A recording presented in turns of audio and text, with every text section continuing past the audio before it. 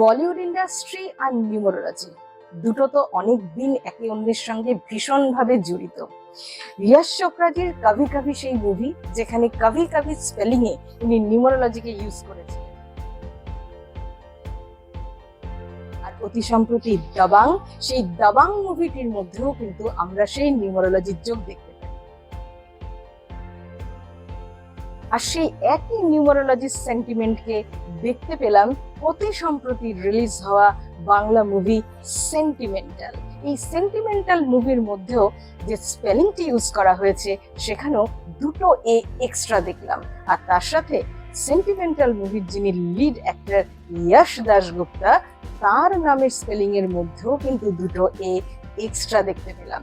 তাই আমি numerologist doctor পিহালি রায় গুপ্তা আপনাদের সঙ্গে এই বিষয়টি শেয়ার না করে পারলাম না। তবে এই নিউমারোলজি কি শুধু ফিল্ম ইন্ডাস্ট্রির জন্যই আর অ্যাক্টর আর অ্যাক্ট্রেসদের জন্য? নিউমারোলজিকে কারা ব্যবহার করতে পারেন? স্টুডেন্ট থেকে শুরু করে হাউসওয়াইফ, ওয়ার্কিং প্রফেশনাল থেকে শুরু করে বিজনেস পারসন, যারাই নিজেদের জীবনে উন্নতি আনতে চাইছেন, সুনির্দিষ্ট একটি লক্ষ্য স্থির করে নিজেদের জীবনকে ক্রমাগত উন্নতির দিকে এগিয়ে নিয়ে যেতে চাইছেন, তারা প্রত্যেকেই কিন্তু নিউমারোলজিকে ব্যবহার করতে পারেন।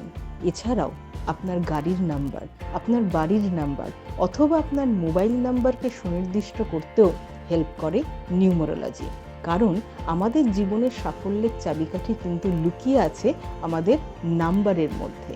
তাহলে আমরা যদি নাম্বারকে সঠিকভাবে ব্যবহার করতে শিখি, তাহলে কিন্তু আমরা আমাদের জীবনকে আরো সাফল্যময় করে তুলতে পারবো। যদি জানতে হয় কিভাবে নাম্বারস আমাদের জীবনকে গভর্ন করে, প্রসপার করতে হেল্প করে, তাহলে অবশ্যই আমার এই চ্যানেলটি লাইক, শেয়ার এবং সাবস্ক্রাইব করতে ভুলবেন না, যাতে আমি আপনাদের কাছে বিভিন্ন রকম তথ্য নাম্বার সংক্রান্ত বিষয় তুলে ধরতে পারি। আমি নিউমারোলজিস্ট ডক্টর পিহালি রায় গুপ্তা এরকম আরো অনেক ভিডিও নিয়ে আপনাদের কাছে খুব শিগগিরই চলে আসবো।